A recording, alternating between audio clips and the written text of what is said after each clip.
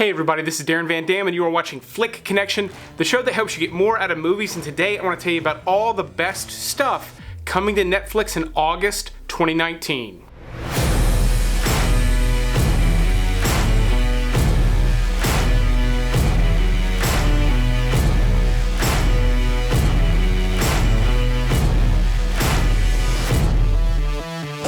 So in this episode, I'm going to give you 16 movie recommendations, 7 series, and 1 comedy special. So that's almost something every single day of the month. In August, there is more coming to Netflix, but these are the standouts. These are the things I think you should pay the most attention to, starting with all the best stuff getting added on August 1st. How about you guys beat the heck out of each other, and the winner gets an exclusive interview with me. On August 1st, a little movie called Horns, starring Daniel Radcliffe, gets added. This is kind of a horror movie. It's fun, but it's dark.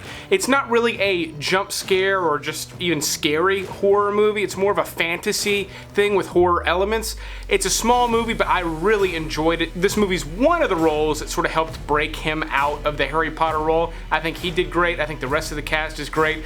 The horn concept of this guy just starting to sprout horns is visually entertaining, but then the story goes in these really wild directions that's really enjoyable as well. Jackie Brown gets added. They keep adding and taking away Quentin Tarantino movies. Jackie Brown, to me, has the most in common with Once Upon a Time in Hollywood, which I saw, really enjoyed, did a whole live stream. There's a link to that recording in the description. If you enjoyed that one in the theater recently, Jackie Brown is worth revisiting because they do have a lot in common. And while I do love Jackie Brown, I feel like it's kind of the most underappreciated Tarantino movie, but still a really, really fantastic watch.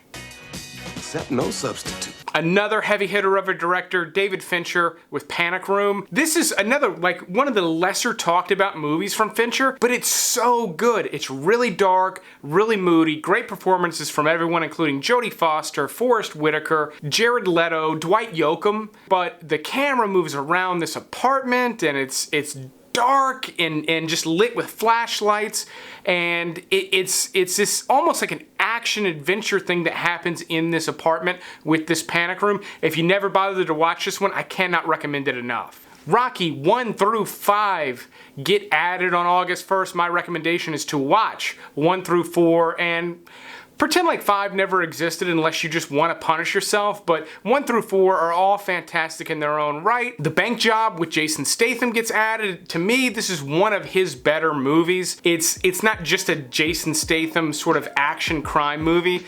It's fun. It's set in the 70s. It's a heist, so they've got these giant walkie-talkies.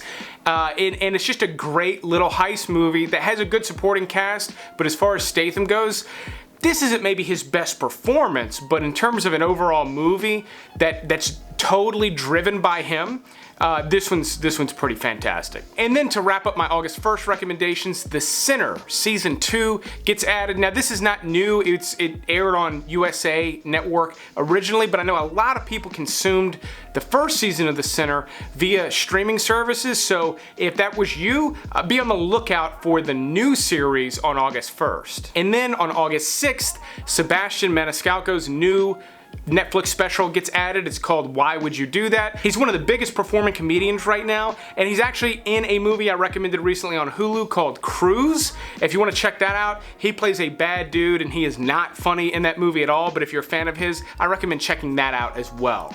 On August 8th, Wu Assassins gets added as a new series. It's a martial arts action series starring Iko Uwais from The Raid, along with a handful of others, but it's got fantasy elements, and it looks pretty cool. I think fans of some of the Marvel shows that Netflix has cut recently are probably gonna really dig this show. Holy, whoa, okay, stop doing that. And then Glow Season 3.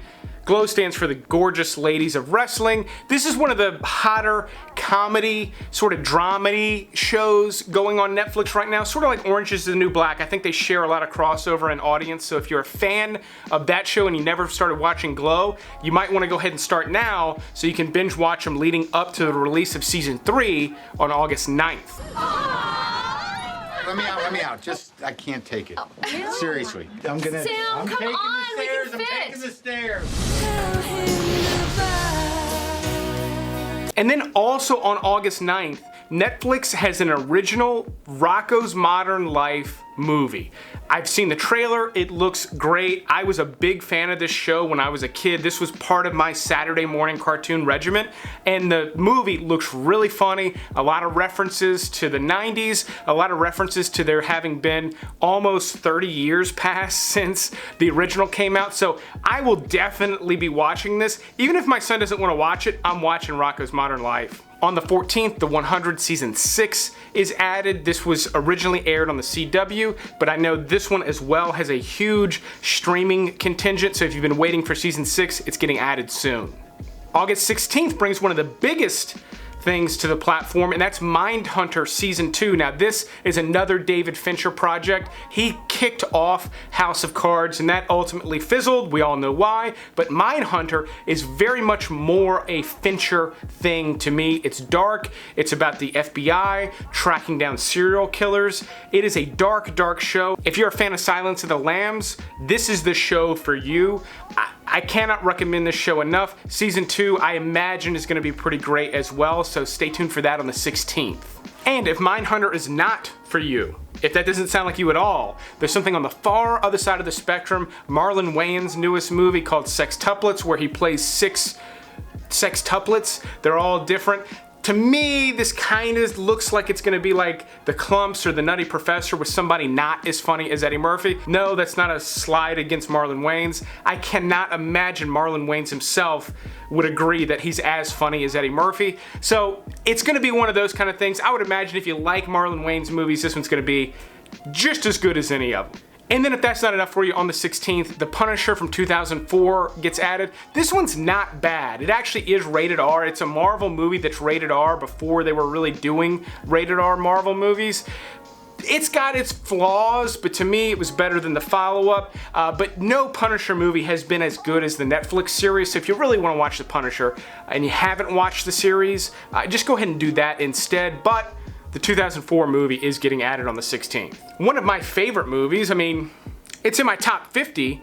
Gangs of New York gets added on the 20th. Again, if you love seeing DiCaprio on the big screen in Once Upon a Time in Hollywood, now is a great time to watch this one because it is fantastic. It's Daniel Day-Lewis's, I think, his best performance. It's a little over the top, but that's what's great about it. It's so fun to watch him work as Bill the Butcher. Bill the Butcher's one of my favorite movie villains of all time. That's going to be a topic coming up on the podcast soon. If you didn't know I have a podcast, I have a podcast. There's a link to that in the description. But if you never watched Gangs of New York, I cannot recommend this movie enough. It's a little long, so watch it when you have some time, but it's a really, really great piece of cinema. Before moving on, if you like this type of content, definitely click that subscribe button and be sure to click the little bell icon so it's solid so you get notified when I put out new recommendation lists like this one, but with different movies. And then Netflix has really been bringing a lot of reality-based shows. I'm using hand quotes for reality, but Hyperdrive is like a racing show. It actually looks like American Ninja Warrior in fast cars, which sounds pretty cool. I'm not sure I'll have time in my schedule for it, but I am interested in it. It definitely looks like something I would maybe binge watch in a hotel room when there's nothing else to watch. And then I'm gonna tell you about stuff leaving, but first, the big kicker, the biggest thing Netflix is adding, the thing that I'm clearly the most proud of, comes to you on August 30th, and that is The Dark Crystal: Age of Resistance. Now, The Dark Crystal is a Jim Henson movie from the 80s. I've recommended it quite a few times. The movie itself is on Netflix right now. You can watch it, and I do recommend it, but this is puppetry, animatronics, all sort of in-camera stuff. Really, really beautiful movie, especially to be as old as it is. And then the show looks amazing. It is puppetry, but it's got this amazing fantasy vibe to it. It looks almost like they're on Pandora in Avatar. Like it looks really, really amazing. I cannot wait to watch this on the 30th. I will likely be watching the first couple episodes and reviewing them on the day that it releases. So stay tuned for that. I know it's a month away, but stay tuned for that. Now, everything leaving this month. Now, a bunch of stuff leaves right on the 1st. There's nothing you can do. There's no time. But on the 6th, Zodiac is leaving, and I recommend watching Zodiac because it ties in very nicely with Mindhunter. I don't know why they're getting rid of it when Mindhunter's coming back, but Zodiac is also directed by David Fincher. It's about the hunt for the Zodiac killer. It takes place in a similar time frame, so those two go really, really nicely hand in hand. Try to squeeze that into your schedule before the 6th, and then watch Mindhunter Season 2 later in the month. On a somewhat similar note, No Country for Old Men, another one, hunting down, chasing a killer chasing other people. Just an absolute fantastic movie. I know a lot of people don't really love the way that this movie concludes, but that doesn't mean you can't enjoy the ride along the way. And I love all of the scenes in this one. There are so many classic scenes now in this movie, so many great characters. I love it, but unfortunately it is leaving on the 11th.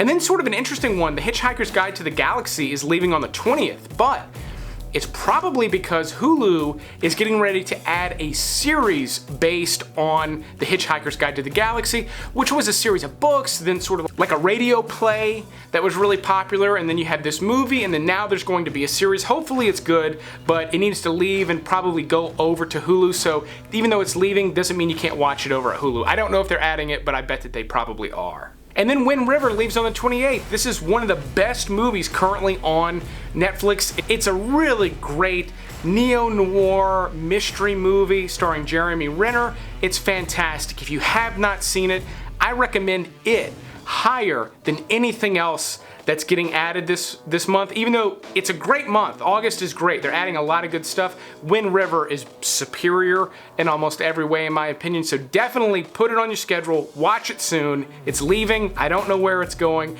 but that concludes this episode. I hope you like all of these recommendations. If you'd like to support the show, you can become a Patreon supporter like one of these fine people. They do a great job of keeping the show running, making sure I'm constantly able to put out content for you, making sure you never run out of good movies to watch, but I will keep making videos like this one as long as you keep watching them. Thanks for watching this one, and you will see me on the next one.